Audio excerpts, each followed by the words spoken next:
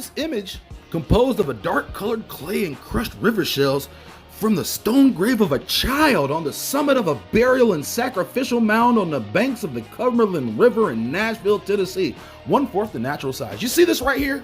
You see this little ornament here? You see how their hands are crossed there? There's no way that's connected to Egypt. All that shit in Egypt's way smoother than that, my bro.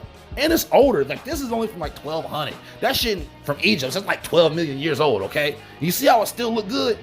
Right? You see how that shit in Egypt still look good? You see this shit right here? That's trash, bro. I don't know why she crossing her arms like that, but I know that shit ain't got nothing to do with Egypt, bro.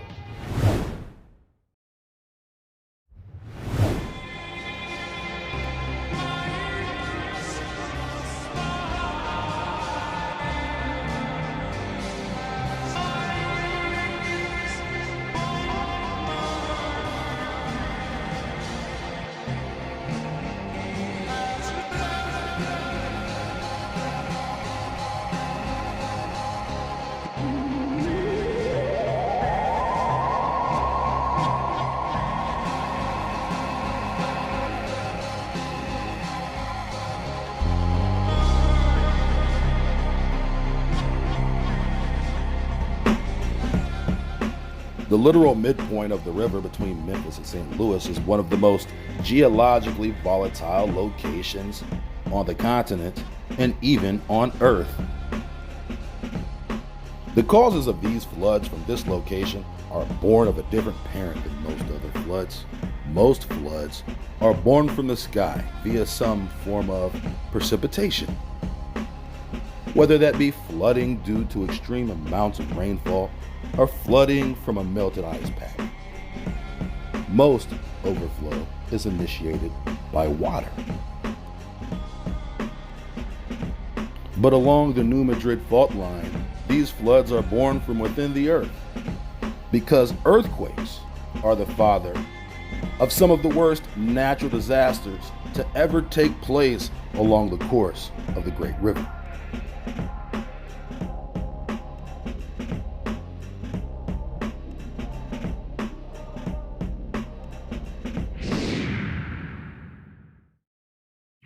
The archaeological site in question is known as Cox Mound, is located about 9 miles west of Clinton, Anderson County, Tennessee.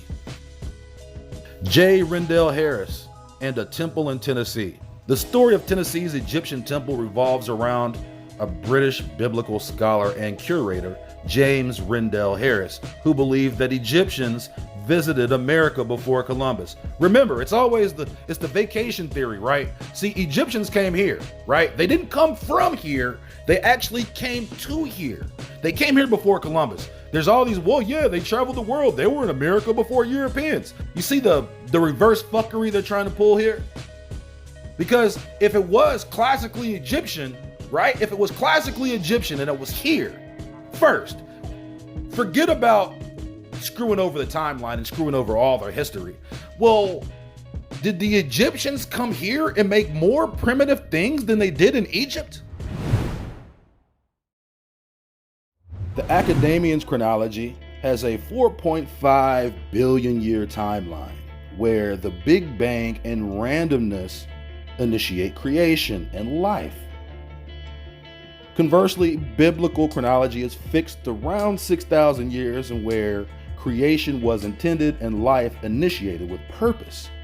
The polarity of these two philosophies illustrates a distinct spiritual or intellectual difference between most people on Earth. Where one person may be skeptical of legend or mythology because it can be used for deception, another may be skeptical of institutionalized information because it could be used for the very same purpose. That's what makes chronology so important. And the inconsistency of Egyptian chronology cannot be ignored.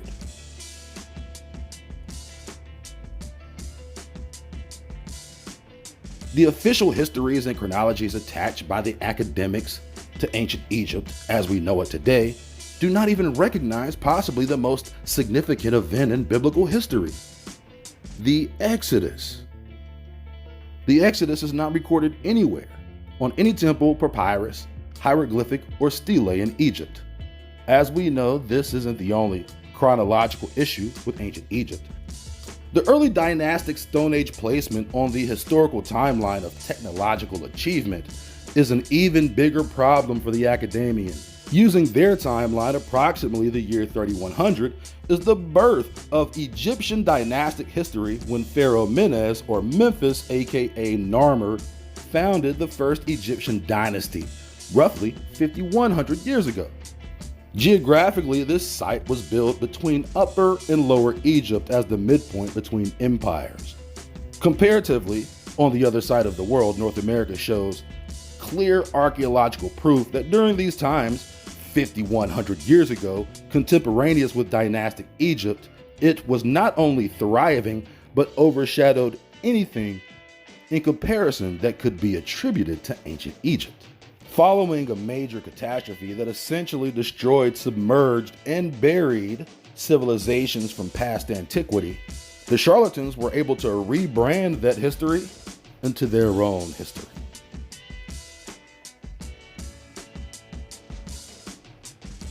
Their timeline of history must include this guy, this guy, this guy, and probably even this guy. Not saying that this isn't their history, but it's not our history. According to their history, the only people who could have made these guys are these guys. And I don't know if you know anything about these guys, but there's billions of them. And they have yet to replicate this guy. There goes that raven.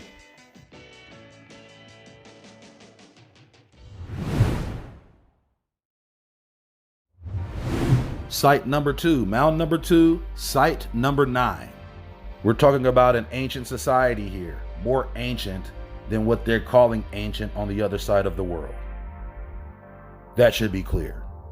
And of course, we have some skeletal remains. Another thing that I mentioned in the Anubis video is that there are a couple of different postures that signify how the Egyptians buried their dead.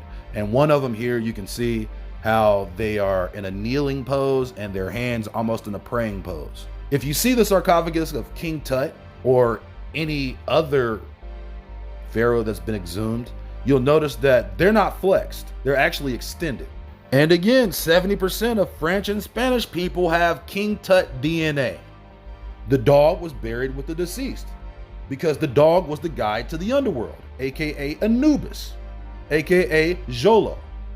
Here's a quote from the book, page 112, quote, "Perhaps the most important find at this site was the use of pit burials in the floors of houses. Here, in 3 out of 4 adult burials, the body was definitely placed in a pit in a sitting posture, surrounded with an unusually large number of artifacts and often accompanied by the burial of a dog. And often accompanied by the burial of a dog. The mythology of Anubis. The dog was the guide to the underworld." Continuing further, the Creeks seem to have been the only one of the tribes reported to have deposited a wide variety of objects in the grave, and also sometimes included dog burials. End quote.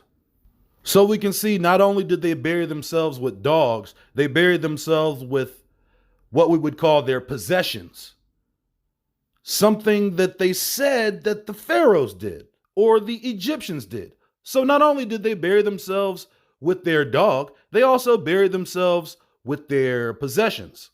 Some would say that would be characteristically and customarily Egyptian. But we know that they don't have anything to do with one another. There's no coincidence or connection.